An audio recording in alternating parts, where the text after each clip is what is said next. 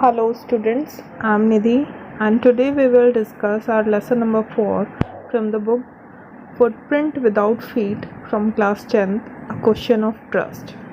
It is written by Victor Kenning. Before starting our lesson, I will give you a brief introduction about the lesson.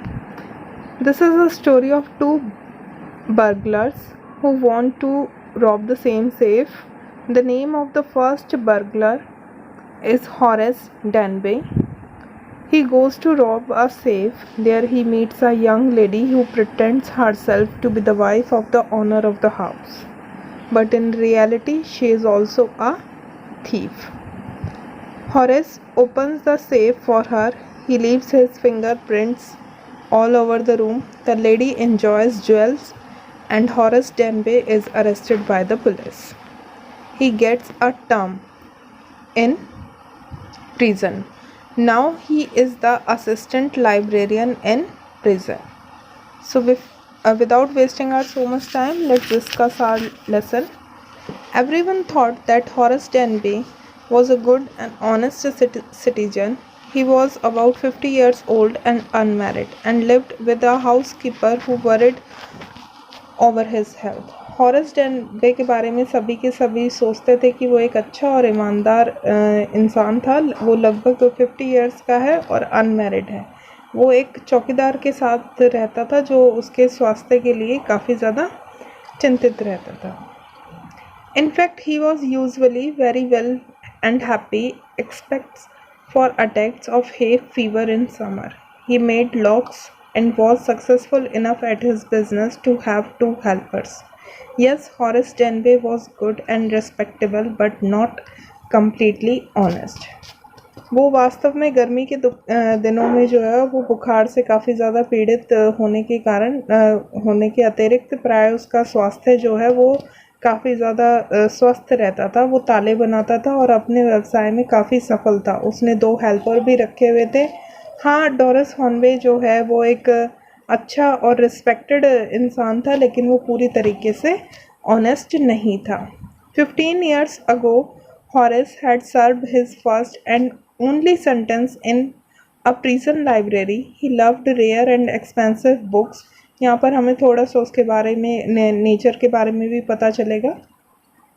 15 years पहले वो एक मतलब पुस्तकालय में यानी लाइब्रेरी में प्रिजन लाइब्रेरी जो थी जो प्रिजनर्स की जो होती है उसमें पहली और इकलौती सज़ा काट चुका था. हॉरेस को काफ़ी ज़्यादा रेयर और एक्सपेंसिव बुक्स पढ़ने का काफ़ी ज़्यादा शौक़ था. So he robbed a safe every year.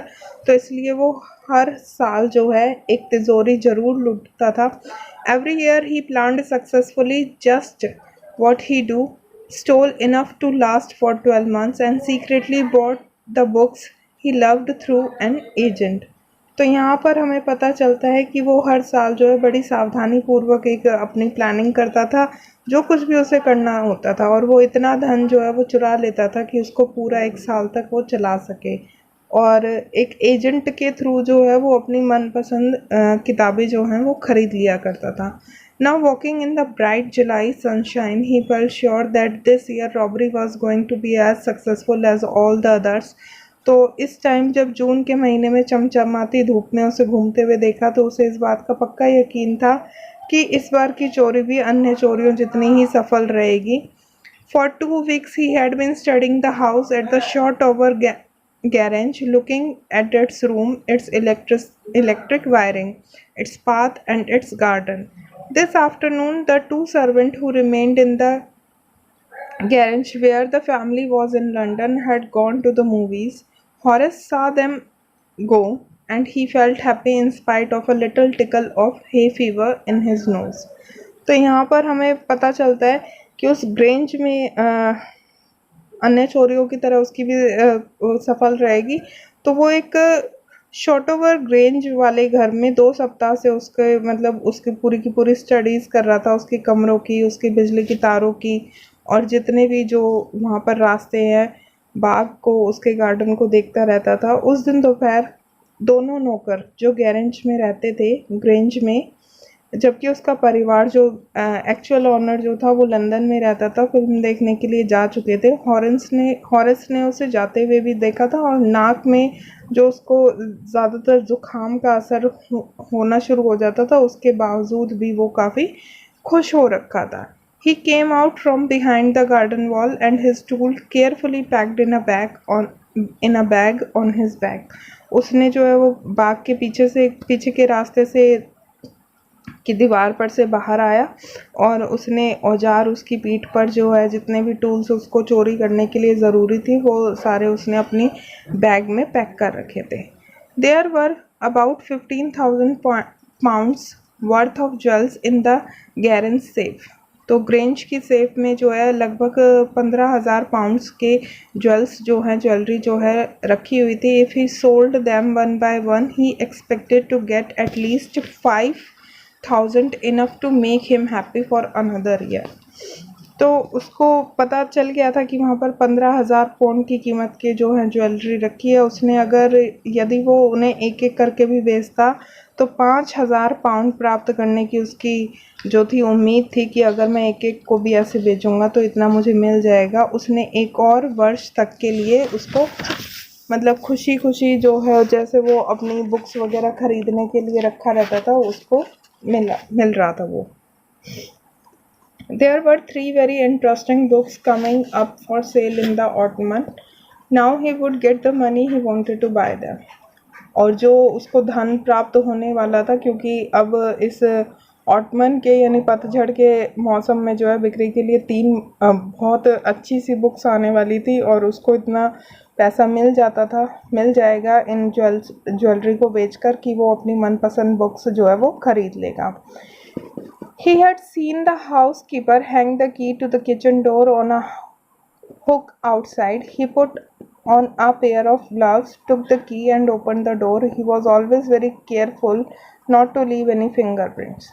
वो हमेशा ये ध्यान रखता था कि उसकी कहीं पर भी उंगलियों के निशान ना पड़ जाए क्योंकि उसने पहले ही ग्लव्स पहन लिए थे। उसने चौकीदार को बाहर रसोई के दरवाजे पर ऊपर जो एक हुक लगा हुआ था, खूंटी जो थी उस पर चाबी टांगते हुए देख लिया था। उसने अपने ग्लव्स पहने और चाबी ली और दरवाज़ा खोल लिया। A small dog was lying in the kitchen. He stirred and made a noise and moved its tail in a friendly way. रसोई में एक छोटा सा कुत्ता जो है वो लेटा हुआ था और वो थोड़ा सा हिला। उसने थोड़ा सा शोर भी किया लेकिन बाद में उसने एक फ्रेंडली मैनर में जो है अपनी पूंछ हिला दी। All right, Sherry, Horace said as he passed. All you had to do, keep dogs quiet, was to call them by their right names, show them love.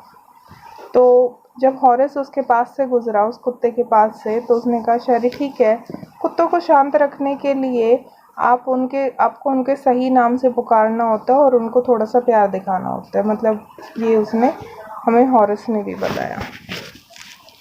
The safe was in the drawing room. वो drawing room में थी safe. Behind a rather poor painting, Horace wondered for a moment whether he should collect pictures instead of books.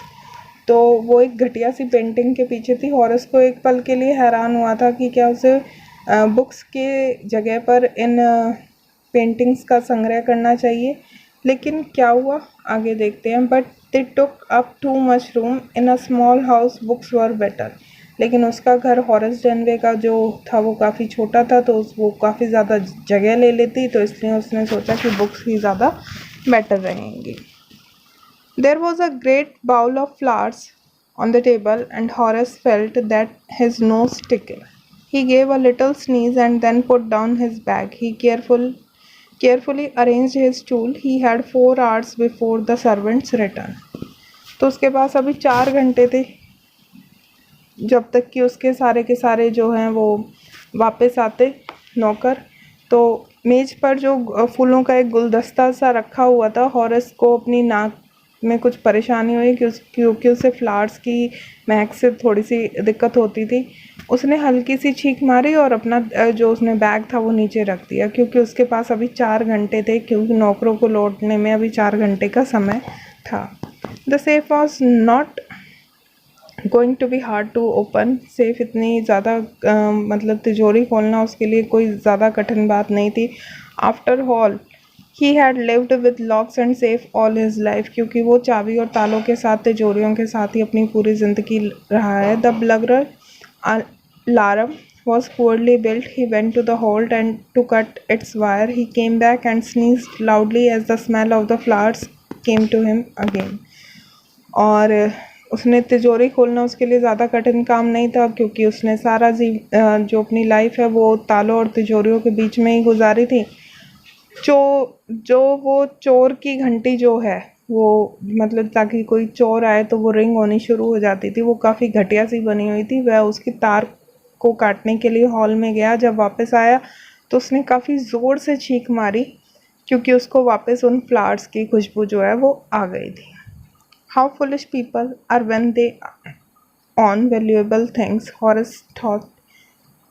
A magazine article had described this house, giving a plan of all the rooms and the picture of this room. The writer had even mentioned thus the painting had a safe.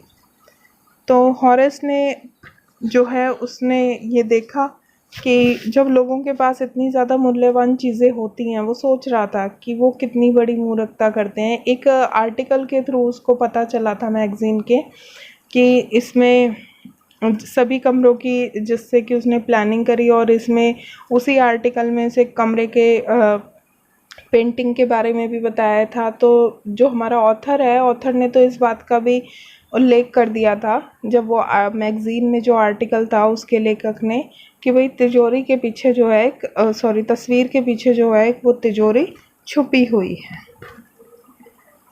But Horace found that the flower was hindering him in his work. He buried his face in his handkerchief. रुमाल से उसने अपने face को जो है ढक लिया, क्योंकि वो फूल जो है उसके काम में थोड़ा सा रुकावट पैदा कर रहे थे. Then he heard a voice from the doorway. What is it? A cold or hay fever? तो एकदम से हॉरेस ने पाया कि भाई एकदम से आवाज़ उसके आसपास हुई कि ये क्या है, ज़ुकाम है या गर्मी का बुखार है. हे फीवर मतलब गर्मी का बुखार. Before he could think Horace sent hay fever and found himself sneezing again. इससे पहले कि वो सोच सकता, हॉरेस ने एकदम से उसको तुरंत जवाब दे दिया कि नहीं, गर्मी का बुखार, और उसने दोबारा से एक और छींक मार दी. The voice went on, you can cure it with special treatment, you know. If you find out just what plants gives you the disease, I think you would better see a doctor if you are serious about your work. I heard you from the top of the house just now. तो उस आवाज़ ने, जो वो आवाज़ उसके पीछे से आ रही थी, उसने कहा कि आपको एक मतलब इसके लिए स्पेशल ट्रीटमेंट जो है वो लेना चाहिए. अगर आपको पता है कि आपको किस वाले पौधे से ये बीमारी होती है, तो आपको वो भी देखना चाहिए. और मैं तो ये सोचती हूँ कि आपको डॉक्टर से मिलना ही ज़्यादा ठीक रहेगा, अगर आप अपने काम को लेकर यानी चोरी को लेकर काफ़ी ज़्यादा सीरियस हो. मैंने आपकी आवाज़ को जो है अभी अभी घर की छत पर सुना था. That's all for today's lesson. We will discuss in next video the remaining part of the lesson. Till then, take care of yourself. Thank you for watching the video.